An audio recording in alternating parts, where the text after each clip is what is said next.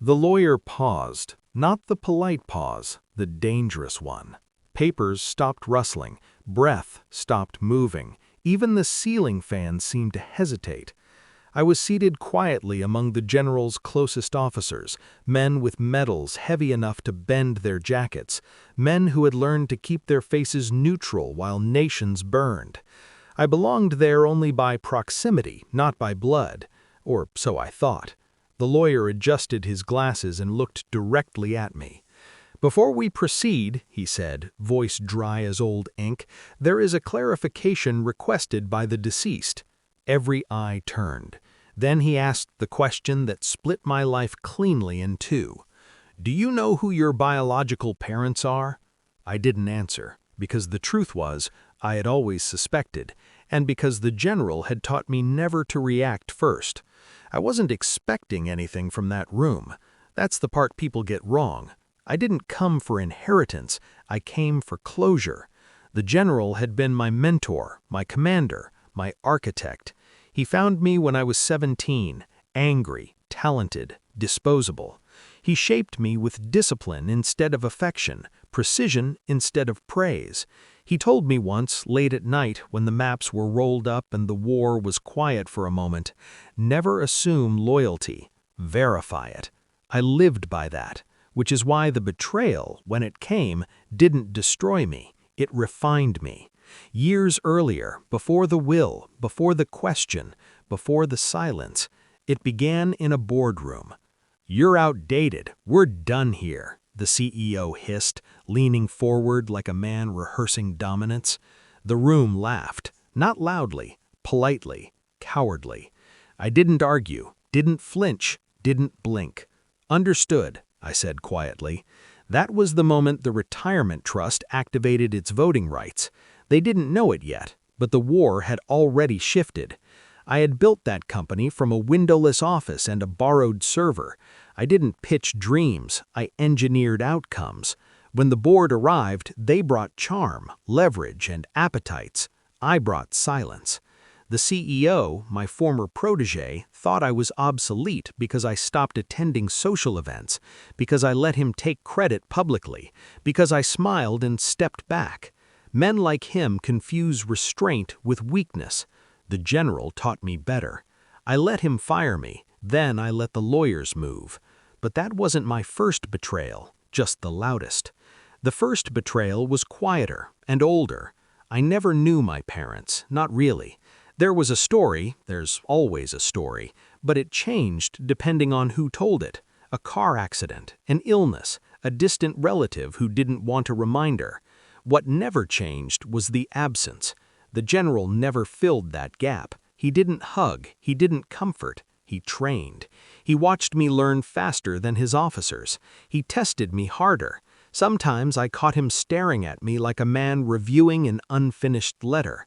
I thought it was regret. I was wrong. The discovery didn't come as a confession, it came as a pattern. Documents that crossed my desk too often, a trust established the year I was born, a sealed file with my name misfiled under operational codes. Then there was the DNA report, routine, anonymous, one of those corporate wellness programs that pretend to care. I ran it twice. The result didn't shock me. It clarified everything. The general wasn't my father, but he knew who was, and he had buried the truth with military precision. That was the betrayal. Not that I was hidden, but that I was managed. Pain is useless if you let it stay pain, so I converted it. I watched, I archived, I prepared. I learned who signed off on the silence, who benefited, who inherited power built on omission. The CEO was just another version of the same disease, entitlement without awareness. My planning phase didn't look dramatic. No dark rooms, no monologues, just contracts, trust structures, voting thresholds.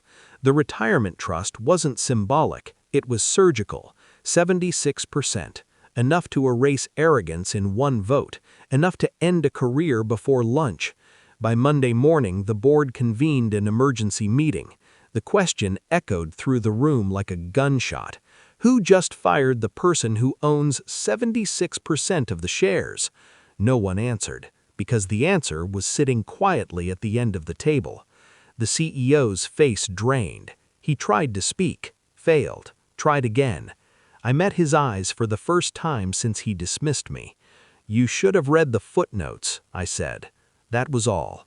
Security escorted him out like a man who suddenly realized the building never belonged to him. The board didn't applaud, they recalculated. And now, years later, I was back in a room full of powerful men watching me again. The lawyer waited. I stood slowly. "No," I said. "I don't." The general's chair sat empty at the head of the room, but his voice was everywhere.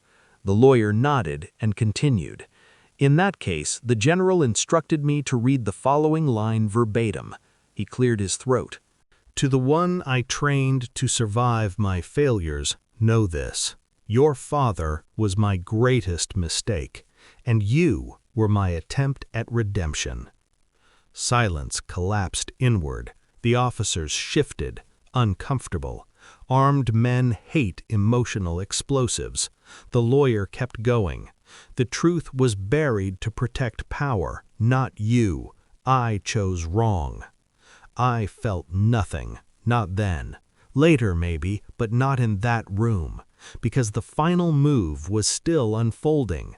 The will dissolved 3 estates, redirected assets, exposed a decades-old network of false beneficiaries. Names fell, careers ended, legacies cracked. Men who had hidden behind rank and tradition realized the general had outplayed them even in death. And he had positioned me as the fulcrum. When it was over, an officer approached me, a colonel, decorated, careful. "You planned this," he said quietly. I looked at the empty chair. "No," I replied, "I finished it." I didn't gain a family that day. I gained clarity. The CEO lost his empire. The conspirators lost their shadows. The general finally told the truth. And I walked out without looking back. No regret, only precision. Because betrayal isn't loud, revenge doesn't scream, and power, real power, never announces itself. It just waits.